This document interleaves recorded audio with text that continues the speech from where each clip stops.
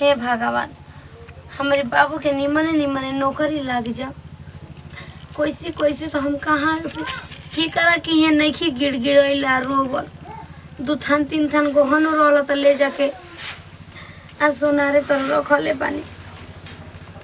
का करी हम तो मनाओ तनी रात दिन कि हमारे बाबू के देही पर वर्दी चढ़ जाओ, वर्दी पहन के आमोस ताकि जे हमारा के लोग हंसले बाटे कहले बाटे वो आदमी आंख फाड़ के देखे। ये भाई फोन आ गई।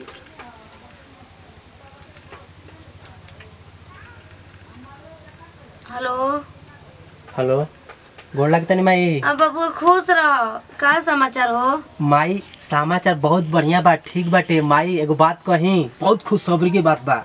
का बेटा बोलो। माई हमके नौकरी में नौकरी मिल गई फौज में। फौज की नौकरी मिला? हाँ माई जौन पैसा के कमी रहे ना, एगो हमार चाचा जैसन एगो बाड़ा जैसे बूढ़ लगे हैं चाचा जैसन, वो हमके पैसा लगावल हम माई। कहल कि बेटा तुहार नौकरी लाग जी, तू कमा के भले दिह चाहे मत दिह, उहे देला माई चाचा।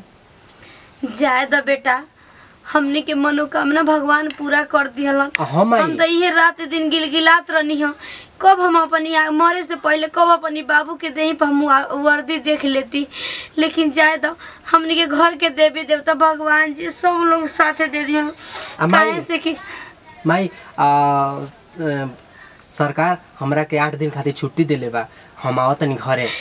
ठीक बा बेटा आव। ठीक बा माई। हमर बाबू अपन ख्याल रखिया और अच्छा से आइया। ठीक बा? ठीक बा, गोड़ लागत माई। हाँ खुश रह। हाय हो भगवान जी, बहुत हमनी के गरीबी झेलले बानी जा, बहुत झेलले बानी जा। आम के पतई पर रोटी पका पका खइले बानी, अपनी बाबू के खियौले बानी। हे भगवान अब हमार दिन दशा लौट जा। जाते दुल्हन के बुलावे और बतावे उन लोग के खूब खुश होखियन जा। ए बड़को ए छोटको कहाँ बड़ू जा हो? जी मम्मी जी। अरे आवा सब पागल है ने सुतलन है का बड़ी खुश बानी। अरे भगवान हमार शौक पूरा कर देना कि हमारे बाबू के नौकरी लाग गई। 8 दिन खातिर हमारे बाबू घरे आवत रह। सही? हाँ सही में। मुंह का बात अबे फोन आइरल हवे। अबे ल ए मम्मी जान तो दादा मोच बना देतन तो हे पश्चिम के काली में हमर मन कामना तो सुन लेलु हन। हम हमार उनकी अतु अब लड़किया का हेयर बैंडवा लगा के चली न देख ले हम कैसन लागत है। लेकिन बड़ी नीक लागत तनी। जा तो हो दादा हमरे के अहिन बेटा न तही लगौले रह। ये पुनी परत रह त हेने चुई होने चुई जा दे। घर ईटा कहले न मम्मी जी के दिन दशा लवटी जाई हंसले घर बसेला। हम तो जाता नहीं मम्मी जी गिरोच बना दे उनके बड़ा गिरोच बना दो हमर जो जल्दी खाना खियाई। हम चाउर का पुआ बना देबा। एकदम तनको दुख तकलीफ न दे, कभी उन ऊंचा आवाज होके न बोलिया। अन्ना जी दीदी गने काहे को होता बाबू मिठाई लेके आई त नहा के पहले जितना देवी देवता को मनौले बानी घर होले बानी सबके पहले चढ़ाई। पहला तनखा मिली तो चुनरी सबके चढ़ाई। जोनी जोनी देवी देवता के मन ले बानी ये देवी देवता हमनी का देवी देवता मुंह का बात ले लेना है ना। देखो क्योंकि बिगाड़ ना तब न आय कबो कबो दिन दशा लौटेला ऐसन बात नहीं के तनी देर त लागेला। लेकिन कहलो कि भगवान के घर में देर रहेला अंधेर ना रहेला। आजा दी चल चल यहाँ नहीं तबे आ जाए बेटा बुआ जाके एकदम सन खाना दाना बना के रेडी कैले रहस। हम अपन लाल के जले गले ना मिलाई आ जले हम बाबू के अपन भर नजर देखम ना तले हमारे एकदम ठीक हम जतनी बना तनी आ एनी गर्मी में घर में मत जाए देला मत करी हस। बहुत लोग के आँखी लागेला कि गरीब घर को हो के कैसे के नौकरी मिल गई का हो गई। जाए दे भगवान जी, हम तो बुझात लगे खटिया धले में अपनी बाबू के चक्कर में चला हो। जातनी तनी बगैचा घूमले आई तो बाबू आए तो लगे बैठ के करिए बोला बती आई हो भाई। हे भगवान ने देखा हो खांसी हो गई बटे यही से हम कही ना कि हम अथू ना खाए आइसक्रीम ले के बड़ी है तो लैका कुल खिया देना स। आजकल काहे गोड़ खजुआ ताटे मन करता न कि सही के कोनो चीज पर ले जाके दर दें गोड़ावे मोल दें एड़िए का जानी इतना पैसा लागल बेटावा के का भइल का नाही कुछ तो कहत फोन उन कह के आ हे पश्चिम के काली में पता न काहे खूब गोड़ा खजुआ त जी तोर छुकी मन करता का चीज से कोरी मन ठीक हो जा। राकेश बाबू फोन कइल न। हां फोन काहे आपके ना आइल तक हमरे के तो फोन है ना कबो करना। करतिया कइले रहू तन बात हो हाल समाचार कुछ ठीक बा ना? हां ठीक बा ना। आ का कुल कहा था हो छोटको कुल कागज पत्र के बारे में कुछ होताटे? लाग गइल जी नौकरिया।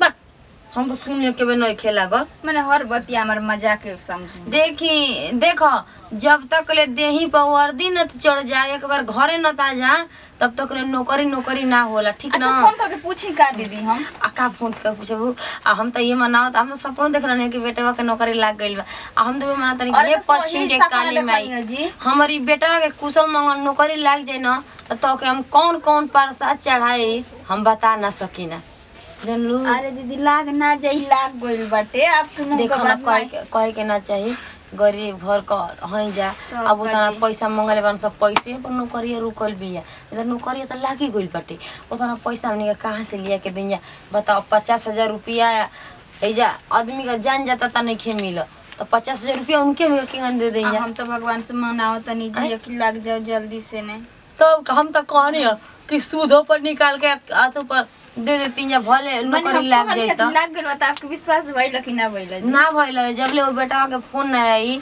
तब ले हमार विश्वास ना होला।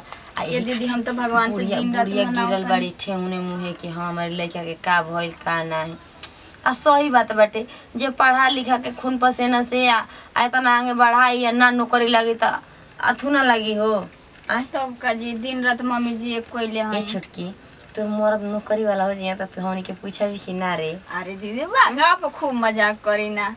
अच्छा अबे मैं मजाक नहीं करे के बात है बचिया जानता ना आहो कनिया जानता ना पैसा जब आ जाला तो आदमी के काम बहुत लौकी लगला गर्मी हो जाला काम तो हमनी के का बेच के नौकरी धराव त नहीं जा तो भूला मत जाई हरे हमनियो के तनी ध्यान दिए जे नून तेल ना दे मंगा दिया जी हम तो कोई ना कि भगवान जी हमारे घर में आएंगे ना हमेशा खुशहाली रहे ठीक ना कबो हमन के झगड़ा झगड़ी ना करें जा ठीक है जा चनी हम खाना निकाल के रखो तनी आके खा लें ठीक ना चिंता अंत मत करी ठीक भगवान हमारे आज ना चिंता कर के मरी हो जा आई खाई खाना में आके हां जा देखो एक मुंह पर कुछ कह देना ना तो कुछ बोले ले ना ही न खिसियाले ऐसा नहीं ना गोतनी चाहिए पता ना कहाँ मम्मी जी गोल बनी मम्मी जी पता ना छोटका फोन ले बनी हमारी माई का फोन आता कि ना आ ज्यादा हमार मर्द हमके फोन नहीं खे देला तो मम्मी जी के फोन पर तो फोन आवेला ना हमार केहू का आ का करब जीव का जवाब लेके दादा हर महीना पैसा भरावे के पड़ी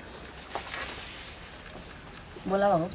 हे भगवान हमारे बाबू के निमने नौकरी लाग जा कैसे तो हम कहाँ से की करा कि ये नहीं गिड़गिड़ैला रोबल 2 थान 3 थान गहनो रहल तो ले जाके आ सोनारे तो रखले बानी का करे हम तो मनाओ तनी रात दिन कि हमारे बाबू के देही पर वर्दी चढ़ जाओ वर्दी पहन के आमोस ताकि जे हमारा के लोग हंसले बाटे कहले बाटे वो आदमी आँख फाड़ के देखे कि भाई फोन आ गई।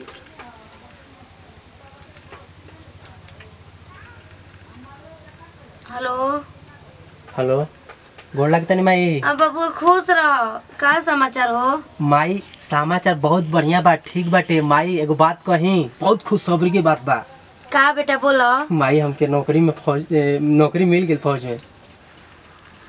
के नौकरी मिलल। हाँ माई जौन पैसा के कमी रहे ना आ एगो हमार चाचा जैसन एगो बाड़ा जैसे बूढ़ लगे हैं चाचा जैसन वो हमके पैसा लगावल हम माई कहल कि बेटा तोहार नौकरी लाग जी तू कमा के भले दिह चाहे मत दिह उहे देला माई चाचा। जाए द बेटा हमने के मनोकामना भगवान पूरा कर दिहलन। हम तो ये रात दिन गिलगिलात रहनी है कब हम अपनी मरे से पहले कब अपनी बाबू के देही पर हम वर्दी देख लेती लेकिन जाए तो हमने के घर के देवी देवता भगवान जी सब लोग साथे दे दिया काहे से कि माई सरकार हमरा के 8 दिन खातिर छुट्टी देले बा हम आवत नहीं घरे। ठीक बा बेटा आव ठीक बा माई हमर बाबू अपन ख्याल रखिया और अच्छा से आइया ठीक बा गोड़ लागत माई। हाँ खुश रह हाय हो भगवान जी बहुत हमनी के गरीबी झेलले बानी जा बहुत झेलले बानी जा आम के पतई पर रोटी पका खइले बानी अपनी बाबू के खियवले बानी हे भगवान अब हमार दिन दशा लौट जाते दुल्हन के बुलावे और बतावे उन लोग के खूब खुश होखियन जा। ए बड़को ए छोटको कहाँ बड़ू जा हो जी मम्मी जी अरे आवा सब पागल है ने हक सुतल नहीं का बड़ी खुश बानी अरे भगवान हमार शौक पूरा कर देना कि हमारे बाबू के नौकरी लाग गई।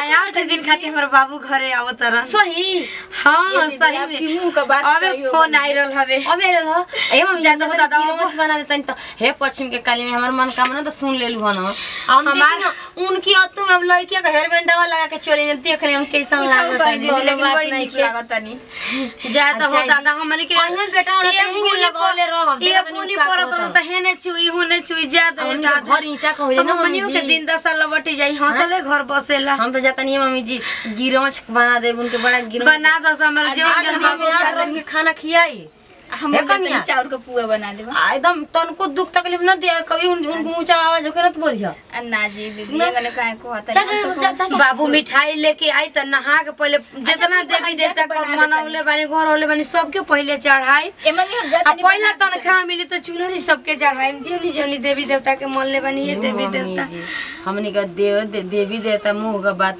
ले लेना है ना देखो क्योंकि बिगाड़ ना तब का तब ना आय कबो कबो दिन 10 साल लौटेला ऐसन बात नहीं के तनी देर त लागेला लेकिन लेकिन कहलो कि भगवान के घर में देर रहेला अंधेर ना रहेला अच्छा दी चल चल यहाँ नहीं तबे आ जाए बेटा हुआ जाके एकदम सन खाना दाना बना के रेडी कैले रहस। हम अपन लाल के जले गले ना मिलाई आ जले हम बाबू के अपन भर नजर देखम ना तले हमारे एकदम ठीक है हम जतनी बना तनी आ एनी गर्मी में घर में मत जाए हाला मत करी हस। बहुत लोग के आँखी लागेला कि गरीब घर के हो के कैसे के नौकरी मिल गई का हो गई जाए तो भगवान जी हम तो बुझात लगे अब खटिया धले में अपनी बाबू के चक्कर में चला हो जाता तनी बगैचा घूमले आई तो बाबू आए तो लगे बैठ के करिए बोला बती आई आई हो भाई हे भगवान ने अपना मनले रहने की जब नौकरी लागी तो काली मैया के लड्डू जब चढ़ाई अरे बस बढ़िया कटा गल बुझाता बाबूजी कुल मड़ाई पलान छा दिल बना चलो कोनो बात नहीं कामे में आवे के चाहिए जंगल झाड़ी साफे नहीं कर चलो ठीक है हम कुर्ता पैंट खोल के हमारी साफ कर देते कोनो दिक्कत नहीं के हमार माई हमार भाऊजी हमार मेहरारू नहीं न मिली हमार मेहरारू कितना खुश हुई कि अपना हमारा मर्द के नौकरी लाग गई बाटे चला कोनो बात नहीं के जी। नमस्कार प्रणाम हम खुशी गोड़ चुके गोड़ लातनी नमस्कार प्रणाम हम मानी एक्टर राकेश रजा। नमस्कार प्रणाम हम आई पूजा। नमस्ते प्रणाम पूरा भोजपुरी समाज के गोड़ छू गोड़ लागतानी हम सोनी सुमन और ये अपन पूरा टीम बाटे और वीडियो बनावे बहुत बड़ संदेश रहल कि देखी जा एक दिन ना एक दिन सबकर दिन 10 साल लौटेला तो केहू के गरीब ना बोले के चाही ना एथू करे के चाही गरीब का होखेला लेकिन अपन सोच सही रखे के चाही सबकर भगवान दिन 10 साल लौटावे ना केहू के आगे केहू के पीछे तो देखी जा हौसले घर बसेला तो हमनियों के सपना पूरा हो गई कितना गरीब परिवार से एथू भई रहनी है जा तो ये सब वीडियो रहो सबके अच्छा लगी तो दिल से लाइक करम जा शेयर करम जा और कमेंट बॉक्स में लिख के बताएं जरा वो सबके पारिवारिक वीडियो हमने के आप लोग के कैसा लागल हवे और देखी जा अक्सर ऐसा बाटे कि बड़ लोग जे बाटे उ छोट लोग के आगे ना लगावेला कहले गरीब बात ऐसन बात वैसन बात देखी जा ये सब ना रखे के चाहिए भेदभाव ठीक बाटे और वीडियो देखी जा देखनी है यही खातिर आ दिल पे ना लेवे कोई जहाँ जैसा होता वैसा देखनी है जा और यही वीडियो से लेते हैं जब विदाई अगले वीडियो में फिर मिल जाए तब तक बाय बाय।